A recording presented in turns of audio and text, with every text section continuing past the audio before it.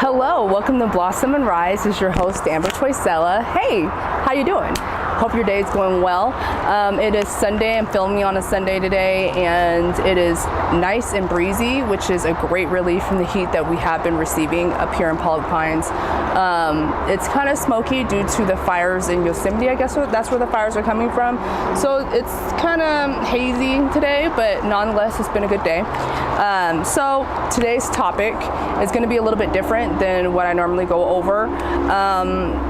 During a meditation, Spirit advised me that I need to talk a little bit about my background, which I wasn't going to do, but it makes a lot of sense depending on, well, not depending, but because of the business that I do with my intuitive readings and my metaphysical counseling, it would be great to have a little bit of a background about who Amber Choisella is, right? Okay, so I want to say like a year ago, I had an idea. Spirit gave me a title of a book that I've been working on. Well, I haven't been working on, but I wrote a lot in it thus far. I need to pick back up, but they gave me a fun title, and I thought it would be hilarious to title this video the same as my upcoming book, right? So Spirit gave me the idea of growing up Black, kind of Baptist, and a psychic medium.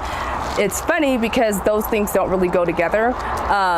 Like I said, like growing up, I was Baptist. I grew up in the church with my grandmother, church every Sunday. When I spent the summers with my granny and papa, it was church every Sunday. Wednesday were Bible study nights, and we worked in church. So we like did ushering, we either did choir, like we're involved, very involved in church. So it wasn't until I was like 10 years old and I started questioning religion, and my family was very supportive in that and allowed me to go through different areas. I looked into Wicca, and I felt connected, but not as connected. And then I tried Catholicism. Was it Catholicism? That's horrible, I know, so sorry. I went into Catholic churches, and my mom supported me. She went to Mass with me on certain services, and it was good, but it wasn't fulfilling. So then I stopped doing that for a while, and then after my grandfather passed when I was 21, a no longer friend suggested that I should go to a psychic group. So I looked online and found my church, the Central Spiritualist Church in Sacramento, California, and they're based off of spiritualism, which is the belief that we can continue to communicate with the spirit after the body has gone down, right? That's mediumship. So once I went to my first service there, I just felt grounded, and I felt like I finally found a home, somewhere where people understand experiences, things of this nature. So I saw my first spirit at the age of 6. It was the spirit of my grandmother's best friend. I seen her Friday, and the next morning she'd passed, and it was my first ever experiencing death. It was really traumatizing for me. She looked healthy. She looked like she was okay. I mean, it was just a big surprise to everyone around in her life and my life, and it was crazy. I was devastated. I was very devastated. And then I want to say like a week after she passed, me and my sister were sleeping on the couch in the living room, and that means that we had guests. I don't remember who it was, so long ago, but I do remember what happened. So I was sound asleep, and I was woken up. I looked at my sister. I have a twin sister, and she was sound asleep. And so then I woke up, and in the middle of the kitchen dining room, and where I was in the living room, I saw her, okay, and she was wearing all white, and she had a white hat on, and she was going like this to me, okay? So that Friday before she passed, when I seen her, she told me that she would always find out if I did anything bad, and she did exactly that. So when I saw her spirit, it scared me. It scared me so much. I got up, ran to my grandma's room, and slept with her. The next morning, I got up and I told her my experience, and she goes, well, that's really interesting because you weren't at the viewing, you didn't see her in the viewing, and that's what she wore. She wore all white. Okay, how would I know that unless I actually saw her spirit, okay?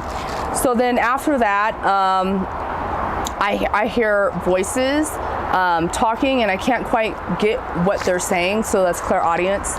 I've always had the feeling of knowing when something's getting ready to happen, and it used to scare me because I thought it was kind of like a prophetic feeling, and it scared me.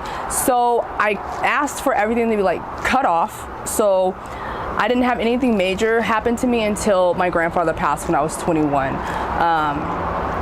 And that was devastating, but it also led me to develop my gifts into being of service to other people, right? So then after that, it took me a while to actually believe, like, wow, like I'm really a psychic medium, like that's a real thing. Well, yeah, it is a real thing. Like, we all have experiences because we're all of spirit. We're just having this human experience. We came down to earth to experience life, to learn how to love, right? And it's just been a phenomenal path. It really has been. But I find so much truth in my spiritual journey, so much truth. And it's amazing. Like, last year, I lost a really good friend of mine, tragically. And it was devastating again because we were really close in our early 20s. She was 27. She was not quite 28 yet. And so it was interesting how I found out. So I was scrolling through Instagram, Facebook. It was Facebook. I was scrolling through my Facebook, and I saw a post that her sister wrote. And her sister said, you know, I'm not going to go into details or anything, but can you please pray for my family? We really need it right now. Immediately, the thought that came into my head was, it's her, and she didn't make it. That was it. So for me to validate that, I reached out to a mutual family friend of ours, and she validated for me that something had happened to that person and that she was fighting for her life.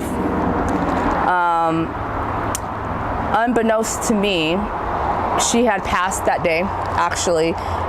She was declared brain dead. They did surgery, and they kept her on life support until it was like a week later. And then they took her off life support. That was, again, the word I'm using right now is devastating. That was devastating.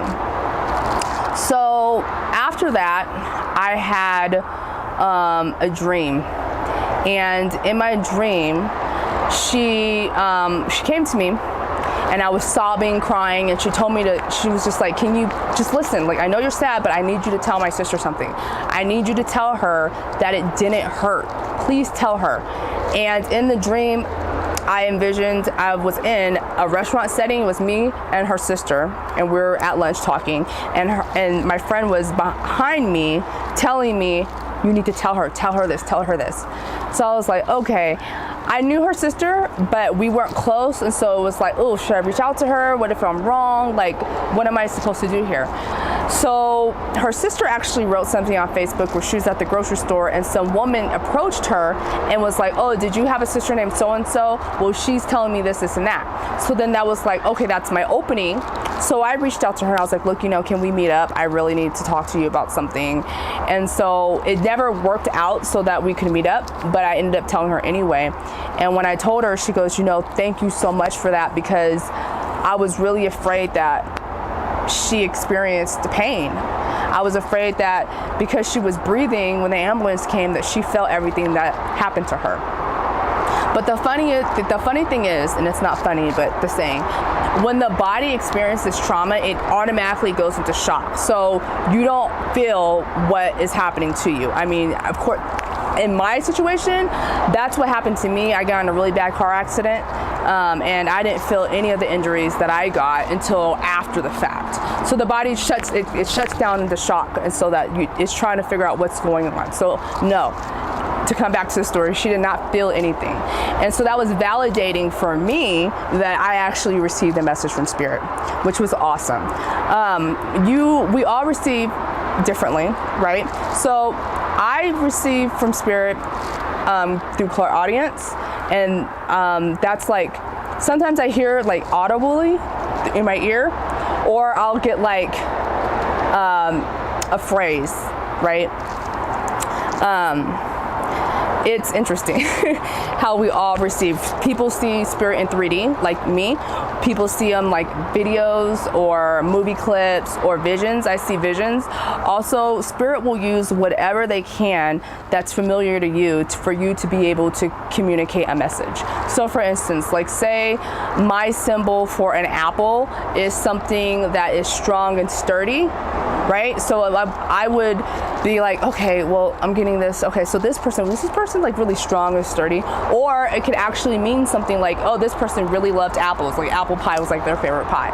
So it's interesting how spirit communicates with us. So it's not always going to be like a direct message as we often think it is. They like to entertain us. Spirit has humor, right?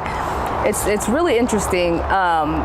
It's really interesting. It's an amazing journey. It's an amazing journey. And every time that I give readings, it's amazing. Another time that happened, a friend that I met through Instagram, she had liked some of my pictures. And for whatever reason, like I felt connected to her immediately when I saw her on Instagram. And I'm like, that's weird. And so when I tuned in on it, I got a spirit. And I'm like, okay, I need to reach out to this woman because I need to tell her something, and I hope she doesn't think that I'm crazy. So I reached out to her and we decided to meet up. Now, and it's crazy because she lived in Sacramento. She lived in the same major area that I lived in, which was amazing. It was like, who would have known that, right? It wasn't on her profile or anything. When I do readings on people, especially if I meet them through social media, I don't like to accept them as a friend. I don't like to look at their profile because I don't want to pick up on any information that could be leading, right? Okay, so we met up and I said, I have this man here. I'm like, he's in spirit. He looks young and he was in a car accident. And so she thought it was her best friend that was drowned. Like he was drowned. He died of a drowning accident, if I can recall. And I'm like, no, that's not it. That's not it.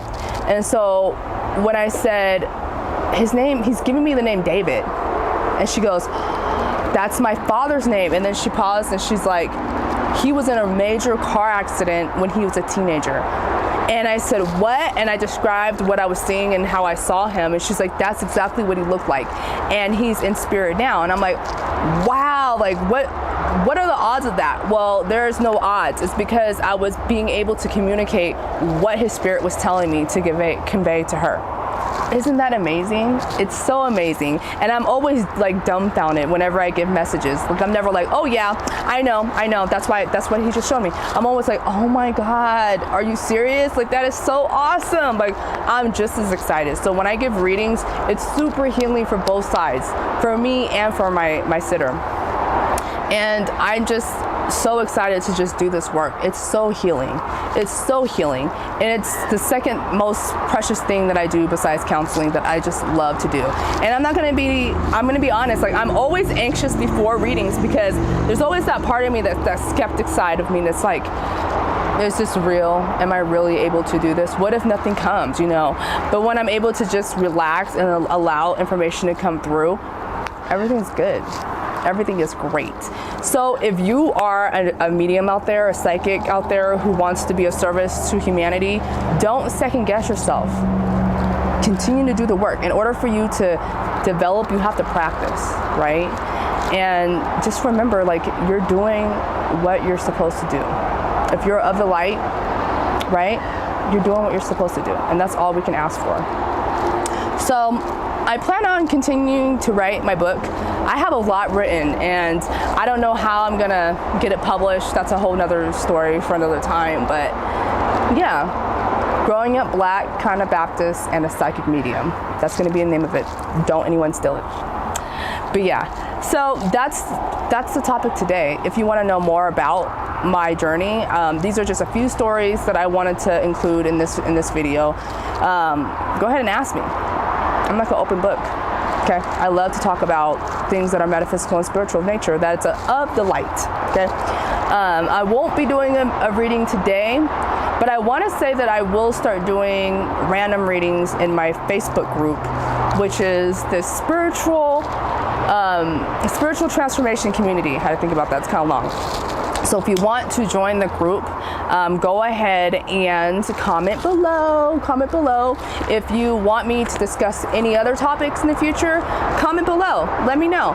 If you like the content of this channel, Blossom and Rise, please go ahead and like and subscribe to the channel, and also share on all social media platforms. That'd be great. Share with people that you think would be interested in this context, right?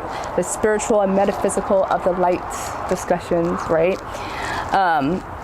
But yeah, so thank you guys so much for supporting and watching my channel, and yeah, I really appreciate the support in what I'm doing. I'm trying to enlighten the world one person by one person by one person at a time. So I thank you so much for your time. Please have a blessed and wonderful rest of your day. You are loved because you are created from love. Remember that, all right? Namaste. Until next time.